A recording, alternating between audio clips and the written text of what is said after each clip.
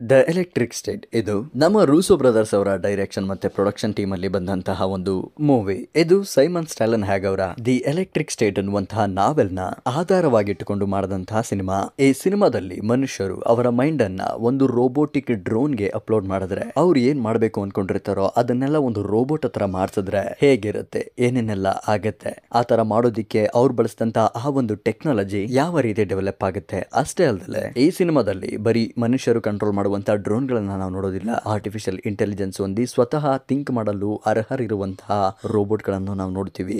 So ಬನ್ನಿ, ಯಾವುದೇ ಸಮಯ ವ್ಯರ್ಥ ಮಾಡದ ಹಾಗೆ ದಿ ಎಲೆಕ್ಟ್ರಿಕ್ ಸ್ಟೇಟ್ ಅನ್ನುವಂತಹ ಈ ಒಂದು ಮೂವಿಯನ್ನ ರಿವ್ಯೂ ಮಾಡ್ಕೊಂಬರೋಣ. ನಾನು ನಿಮ್ಮೆಲ್ಲರ ರಾವಣ, ನಾವಿನ್ಮೇಲೆ ಸಿಗ್ತಾ ಇರೋಣ.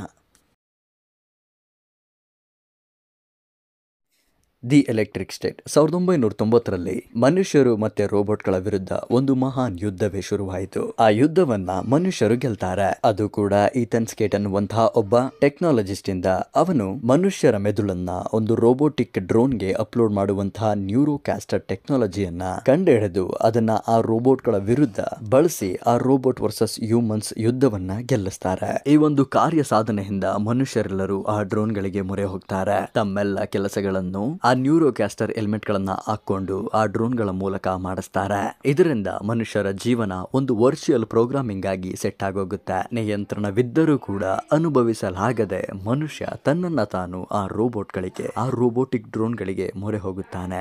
ಆದರೆ ಇಲ್ಲಿ ಆಶ್ಚರ್ಯಚಕಿತವೇನೆಂದರೆ ಆ ಯುದ್ಧದಲ್ಲಿ ಸೋತಿದ್ದಂತಹ ರೋಬೋಟ್ಗಳು ತಮ್ಮದೇ ಆದಂತಹ ಒಂದು ಪ್ರಪಂಚವನ್ನ ಕಟ್ಕೊಂಡಿದ್ದಾವೆ. ಅಲ್ಲೇ ತಾವು ಬದುಕ್ತಾ ಇದ್ದಾವೆ. ಸೊ ಈ ಸಿನಿಮಾದಲ್ಲಿ ಮೈನ್ ಪ್ಲಾಟ್ ಏನು ಅಂತಂದ್ರೆ, ಈ ನ್ಯೂರೋಕಾಸ್ಟರ್ ಟೆಕ್ನಾಲಜಿ ಒಬ್ಬ ಹುಡುಗನಿಂದ ಸಾಧ್ಯವಾಗಿರುತ್ತೆ. ಅವನ ಮೆದುಳಿನ ನ್ಯೂರಾನ್ಸ್ಗೆ ಈ ಎಲ್ಲಾ ರೋಬೋಟಿಕ್ ಅನಲಾಗ್ ಗಳು ಕನೆಕ್ಟೆಡ್ ಆಗಿರ್ತವೆ. ಅದರಿಂದಾನೆ ಈ ಹುಡುಗನ ನ್ಯೂರಾನ್ ಸಿಸ್ಟಮ್ ಇಂದಾನೆ ಮನುಷ್ಯರು ಕೂಡ ಅವರ ಆ ಚಿಂತನೆಗಳನ್ನ ಆ ರೋಬೋಟಿಕ್ ಡ್ರೋನ್ ಗಳೊಂದಿಗೆ ಮಾಡಿಸೋದಿಕ್ಕೆ ಆಗ್ತಾ ಇರುವಂತದ್ದು. ಈ ಮೂವಿ ಡೈರೆಕ್ಟ್ ಆಗಿ ನೆಟ್ಫ್ಲಿಕ್ಸ್ ಅಲ್ಲಿ ರಿಲೀಸ್ ಆಗಿದ್ರಿಂದ ಈ ಮೂವಿನ ನೋಡಾದ್ಮೇಲೆ ನನಗೆ ಇದು ನೆಟ್ಫ್ಲಿಕ್ಸ್ ಮೂವಿನ ಅಥವಾ ಡಿಸ್ನಿ ಮೂವಿನ ಅನ್ನಿಸ್ಬಿಡ್ತು. ಸೈಫೈ ಅಡ್ವೆಂಚರಸ್ ಜನರ್ ಅಲ್ಲಿ ಬಂದಂತಹ ಈ ಮೂವಿ, ಅದರಲ್ಲೂ ಕೂಡ ನಮ್ಮ ರೂಸೋ ಬ್ರದರ್ಸ್ ಡೈರೆಕ್ಟ್ ಮಾಡಿರುವಂತಹ ಮೂವಿ ನಾನ್ ಲಾಜಿಕಲ್ ಕಥೆಯಾಗಿ ಹೊರಬರುತ್ತೆ ಅಂತ ನಾನು ಅನ್ಕೊಂಡಿರ್ಲಿಲ್ಲ. ಸಂಪೂರ್ಣವಾಗಿ ನಾವಲ್ ಆಧಾರಿತವಾಗಿ ಇರುವಂತಹ ಈ ಸಿನಿಮಾ ಅಷ್ಟೊಂದು ಇಂಪ್ಯಾಕ್ಟ್ಫುಲ್ ಆಗಿ ನಮ್ಗೆ ಫೀಲ್ ಆಗೋದಿಲ್ಲ. ಇದೊಂದು ಕಾಲ್ಪನಿಕ ಕಥೆ, ಇದೊಂದು ಕಾಲ್ಪನಿಕ ಕಾವ್ಯ. ಇಂಥ ಮೂವಿಗಳನ್ನ ನೋಡೋದ್ರಿಂದ ನಮ್ಗೊಂದು ಮನೋರಂಜನೆ ಸಿಗುತ್ತೆ ಬಿಟ್ರೆ ಬೇರೆ ಇನ್ನೇ ಯಾವುದೇ ಫೀಲಿಂಗ್ಗಳು ಇಂತಹ ಮೂವಿಗಳ ಮೇಲೆ ನಮ್ಗೆ ಬರೋದಿಲ್ಲ.